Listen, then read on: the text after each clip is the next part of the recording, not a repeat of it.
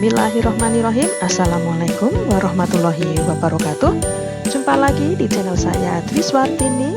Kali ini kita akan membahas tentang siklus Krebs sebagai tahapan ketiga dari respirasi aerob. Tonton terus video ini sampai habis ya. Jika video ini bermanfaat, silahkan tekan tombol like, komen, dan subscribe. Terima kasih. Jumpa lagi masih di topik yang sama, yaitu tentang metabolisme sel. Kita akan melihat kompetensi dasarnya ya.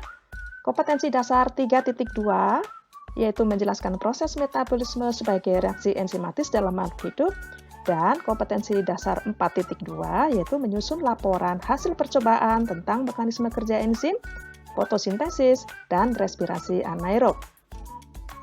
Indikator pencapaian kompetensinya adalah siswa dapat menjelaskan proses katabolisme karbohidrat. Nah, pada proses katabolisme karbohidrat, kita membahas dulu mengenai respirasi aerob. Hanya mengingatkan saja ya bahwa respirasi aerob itu ada 4 tahapan. Yang pertama glikolisis, yang kedua dekarboksilasi oksidatif, yang ketiga siklus Krebs, dan yang keempat adalah transport elektron atau fosforilasi oksidatif. Untuk tahap glikolisis dan dekarboksilasi oksidatif kita sudah bahas pada pertemuan terdahulu. Kali ini kita akan membahas tentang siklus Krebs. Nah, bagaimana langkah-langkah proses siklus Krebs itu? Kita lihat ya. Namanya siklus Krebs ya. Mengapa disebut siklus Krebs ya? Karena pertama kali ya proses ini diteliti oleh Hans Adolf Krebs. Ya, seorang dokter dan juga biokimiawan ya, yang mendapatkan hadiah Nobel pada tahun 1953. Kemudian siklus Krebs ini juga disebut sebagai siklus asam sitrat ya. Mengapa? Ya, karena senyawa yang pertama kali terbentuk adalah asam sitrat, maka disebut siklus asam sitrat. Kemudian bahan dasar yang digunakan adalah senyawa asetil koenzim A. Ini adalah produk dari tahap dekarboksilasi oksidatif. Kemudian, di manakah berlangsungnya? Yaitu siklus Krebs ini berlangsung di dalam matriks mitokondria. Baiklah, kita akan membahas satu persatu tahapan siklus Krebs pada slide berikut ini. Ada 8 tahapan siklus Krebs. Yang pertama adalah reaksi kondensasi antara gugus asetil pada asetil koenzim A yang berkarbon 2 dengan asam oksaloasetat yang berkarbon 4. Kondensasi ini akan menghasilkan asam sitrat ya, di mana koenzim A sudah dilepas. Ya, reaksi ini dikatalis oleh enzim sitrat sintase. Pada tahap yang kedua adalah perubahan asam sitrat menjadi asam isositrat. Di sini terjadi reaksi isomerisasi. Masih ingatkah kalian reaksi isomerisasi? Ya, benar. Reaksi isomerisasi adalah perubahan senyawa menjadi senyawa lain yang memiliki rumus kimia sama tapi strukturnya berbeda. Di sini ada tahapan. Yang pertama adalah dehidrasi. Ya, ini tahap kedua. Jadi 2 tahapan pada reaksi isomerisasi adalah reaksi pelepasan H2O ya, di mana pelepasan molekul H2O ini akan membentuk senyawa antara. Jadi sebelum terbentuk senyawa asam isositrat, itu ada senyawa antara yang dibentuk yaitu senyawa cis-akonitat.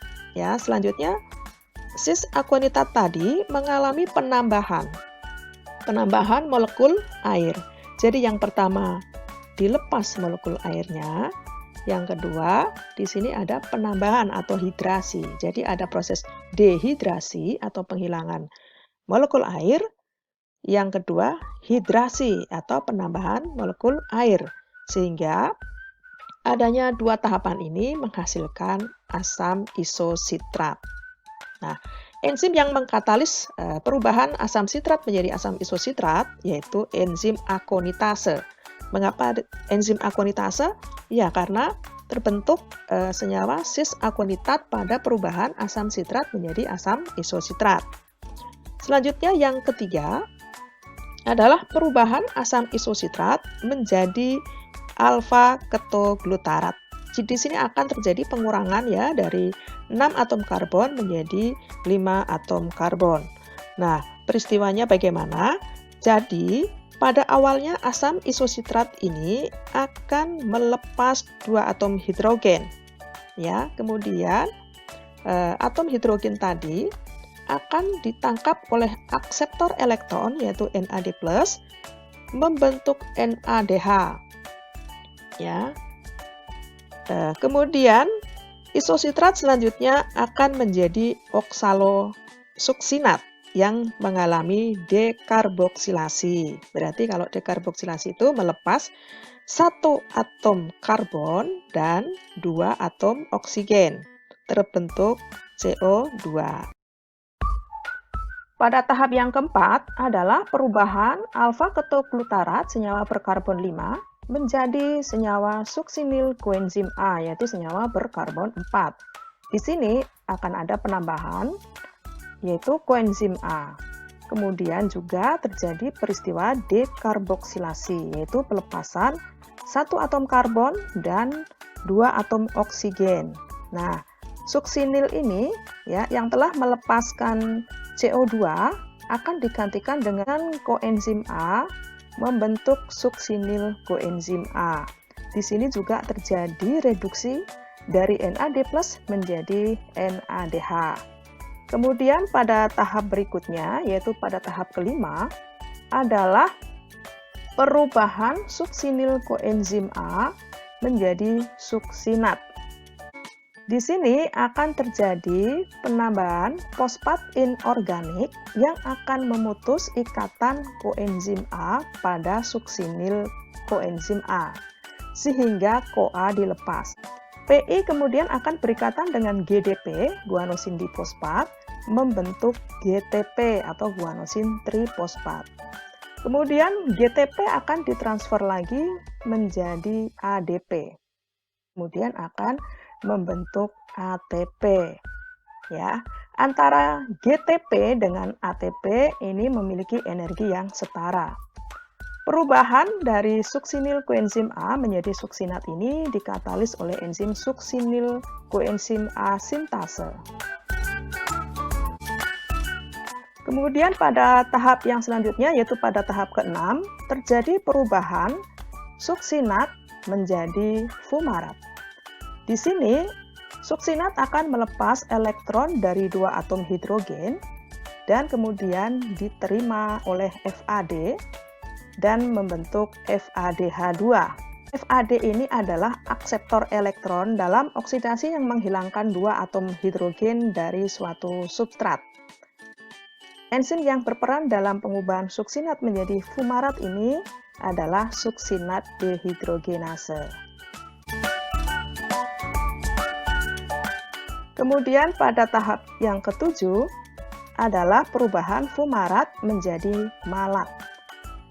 Di sini ada penambahan molekul air atau dikenal dengan hidrasi. Kemudian pada tahap ke-8 terjadi perubahan malat menjadi asam oksaloasetat.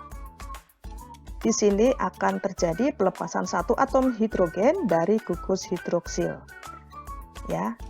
Jadi 1 atom hidrogen berikatan dengan NAD+ membentuk NADH. Nah, enzim yang berperan dalam proses perubahan malat menjadi oksaloasetat ini adalah malat dehidrogenase. Nah, sehingga tahap siklus Krebs telah selesai. Ya, sekarang kita akan lihat slide berikut ini. Ini adalah 8 tahap siklus Krebs ya yang tadi sudah kita bahas ya. Untuk sekedar mengingat kembali, mereview. Tahap pertama adalah kondensasi asetil koenzim A dengan asam oksaloasetat menjadi sitrat ya. Kemudian tahap 2 adalah isomerisasi sitrat menjadi isositrat. Tahap ketiga adalah oksidasi isositrat menjadi alfa ketoglutarat. Tahap yang keempat adalah oksidasi alfa ketoglutarat menjadi suksinil koenzim A. Tahap kelima adalah perubahan suksinil koenzim A menghasilkan GTP atau ATP dan juga suksinat. Tahap keenam oksidasi suksinat menjadi fumarat, dan tahap ke-7, hidroksifumarat menjadi malat. Tahap ke-8 adalah dehidrogenasi malat menjadi oksaloasetat. Ya, lalu bagaimana hasil akhir dari siklus Krebs ini?